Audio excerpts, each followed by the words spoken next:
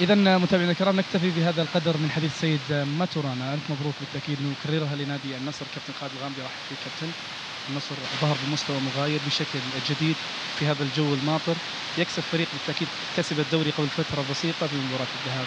إلى أي مدى يعطيكم هذا محفز قوي قبل مباراة أيضا منتظرة ومهمة في مباراة بعد ما أقول لك كابتن مبروك. الله يبارك فيك. طبعا بسم الله الرحمن الرحيم، الحمد لله على الفوز، هذا كله كل شيء توفيق يعني. لكن بيشوف الحضور الجماهيري والدعم من الإدارة، يعني هذا احنا صراحة كلاعبين مو من حقنا نفرح، لأن زعلناهم طول الموسم كثير، فاحنا هدفنا الأول إرضاء هالجماهير اللي حضروا اليوم وإرضاء الإدارة، وما راح يرضون إلا بكأس بإذن الله، وما يعني مهما يكون بطل دوري هذا بطولة ثانية مختلفة عن كل شيء. احنا عزمنا يعني عزمنا ان نسوي شيء في البطوله هذه، لكن راح نرضي الجماهير ونرضي لنا الفيصل والاداره ان شاء الله. دفين تعتبر في أرض الشباب، فهذا يعطيكم محفز، لأنه الشباب لو فاز 1-0 في مباراة الإياب سيكون النصر هو الواصل لنصف النهائي. الآن وش اللي يدور في مخيلتكم كلاعبين عن مباراة الإياب؟